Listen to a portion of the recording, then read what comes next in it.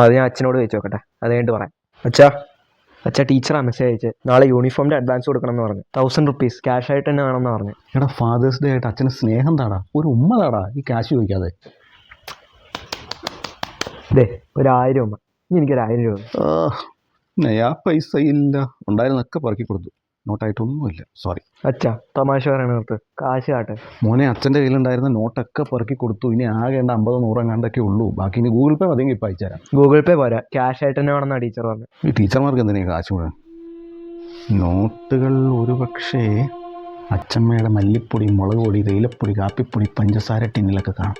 ഒന്ന് തപ്പി നോക്കാം. എന്ത് ചെയ്താലും എനിക്കൊരു 1000 രൂപ കിട്ടും. ശരിയാക്കാം. ഓപ്പറേഷൻ അടുക്കള സ്റ്റാർട്ട്സ് നൗ.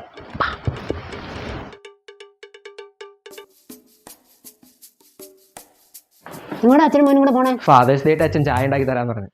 അച്ഛമ്മ അവിടെ ഇരുത്തോളൂ. ചായയോ? അവനോ? പച്ചവെള്ളത്തിന് എന്നെ പച്ചക്കളറില്ലാത്തതെന്ന് ചോദിക്കണവനവൻ. എന്തായാലും ഞാൻ കുടിച്ചിട്ട് പറയാം. സാധാരണ ഇതിൻ്റെ അകത്തൊക്കെ വയ്ക്കാം. ആ കാപ്പിപ്പൊടിയുടെ പാത്രത്തിലുണ്ടോ നോക്കച്ചാ? കാപ്പിപ്പൊടിയുടെ പാത്രം അതിലല്ലേ? അപ്പൊ ഞാൻ മഞ്ഞപ്പൊടിയുടെ പാത്രത്തിൽ നോക്കുക, അതിന് മിക്കവാറും കാണും. മഞ്ഞപ്പൊടിയുടെ പാത്രത്തിലും.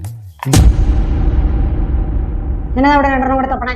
അതെ അമ്മേ, 1000 രൂപ കാശായിട്ട് വേണമായിരുന്നു. അമ്മ ഇതിൻ്റെ അകത്ത് ഒളിപ്പിച്ച് വെച്ചിട്ടുണ്ടോ എന്ന് നോക്കിയതാ. എന്നോട് ചോദിച്ചാ പോരെ, ഞാൻ തരില്ലേ? ഇനി തപ്പേണ്ട കാര്യം എന്താ? അല്ല, പലപ്പോഴായിട്ട് എൻ്റെ കയ്യിൽ നിന്ന് തന്നെ അടിച്ചു മാറ്റുന്ന പൈസയാണല്ലോ.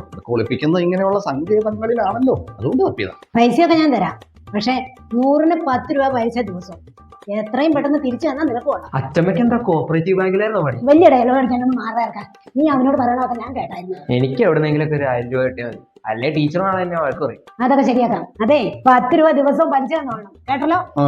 എന്റെ പൈസക്ക് ഞാൻ തന്നെ പലിശ കൊടുക്കണം. ഇങ്ങോട്ട് മാറാ.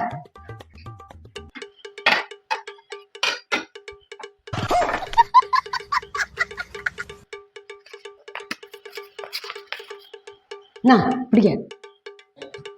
ഇത് 200 അല്ലേ ഉള്ളൂ, ഇനി 800 വേണം. തരാം.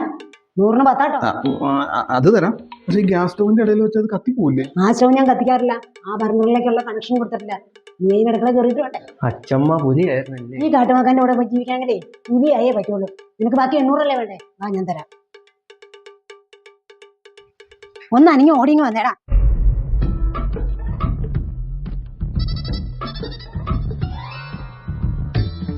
നൂറിന് 10 വലിച്ചു കേട്ടോ.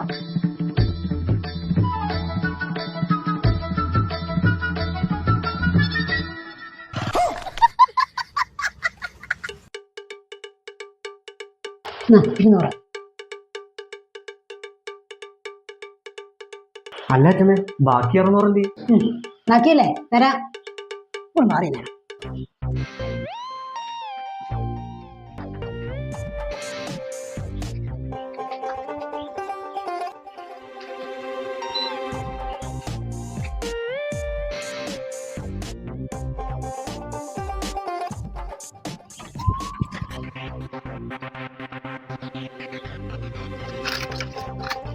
എടുക്ക.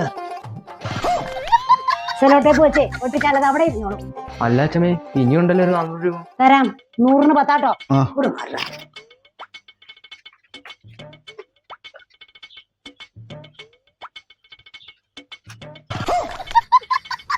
എന്നാ 200.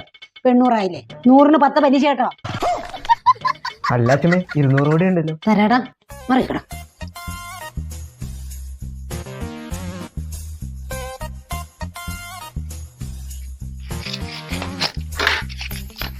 എന്നാ 200. 100-ന് 10 കേട്ടോ പലിശ. ഗ്യാസ് സ്റ്റൗവില്, ക്ലോസറ്റില്, AC-യിൽ, ഗുഡ് നൈറ്റില്, ഇപ്പൊ റിമോട്ടില്. ഇനി എവിടെയൊക്കെ അമ്മ കാശ് ഒളിപ്പിച്ച് വെച്ചേക്കണേ? നിനക്ക് 1000 അല്ലേ വേണ്ടേ? അത് കിട്ടിയില്ലോ. ഇനി കൂടുതലൊന്നും അന്വേഷിക്കാൻ നിൽക്കണ്ട. ഒറ്റ കാര്യമുള്ളൂ, 100-ക്ക് ദിവസവും 10 രൂപ പലിശ, കേട്ടല്ലോ? പരമ്പരാഗതമായ രീതിയിലെ കാശ് ഒളിപ്പിക്കുന്ന പരിപാടിയൊക്കെ ഞങ്ങൾ പെണ്ണുങ്ങൾ അങ്ങോട്ട് നിർത്തി.